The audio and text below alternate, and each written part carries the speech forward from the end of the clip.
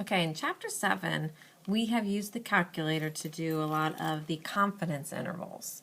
However, when a problem is asking us for a sample size, we are going to have to use one of these three formulas. So I believe it was in section 7.1 that we used this formula. That was when we had quantitative data and we knew the standard deviation. And these two, we're using qualitative data and we're trying to determine the sample size. Okay? In this formula, we have no preliminary estimate of the population proportion. In this one, we have a prior knowledge of what the population proportion is, and we will use that in this formula. Okay?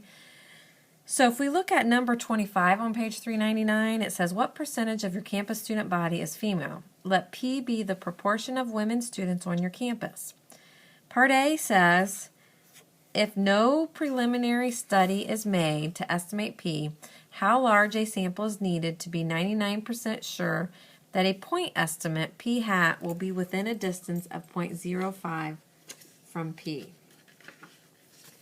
Okay, so again, we don't have a preliminary estimate. Let's just go ahead and look at what Part B says. It says the Statistical Abstract of the United States 112th edition indicates that approximately 54% of college students are female. Answer Part A using this estimate for P.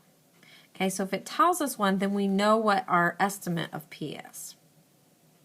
So in Part A, since we have no preliminary estimate, we're going to use 1/4 Z critical over E squared.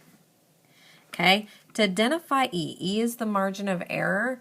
If it's given to you, it will usually begin with within. So this says within a distance of 0.05. So I know my E is 0.05, okay? The only other thing I need for this formula is Z critical. All right, and we get that from our table. So it's either on the front inside cover of your book, or if you have the pullout, if this lower table right here will give you those Z critical values. So this one says 99%. So my Z critical is 2.58. So I plug that into my formula,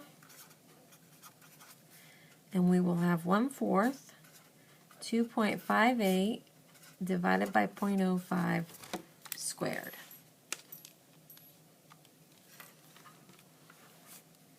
Okay, so we're going to type in 1/4, or you can use 0.25 is fine. 2.58 divided by 0.05 squared.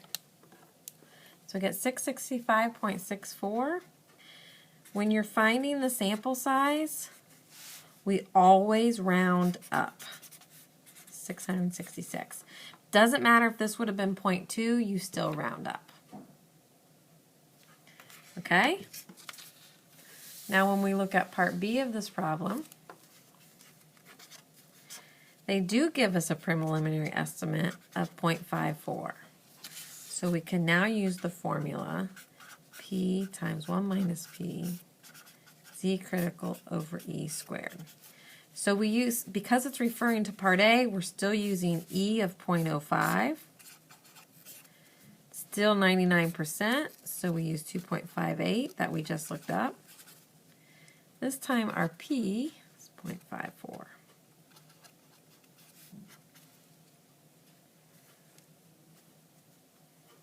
So 0.54 times, whoops, I'm just going to use parentheses just like I have it written. 1 minus 0.54, 2.58 divided by 0.05 squared.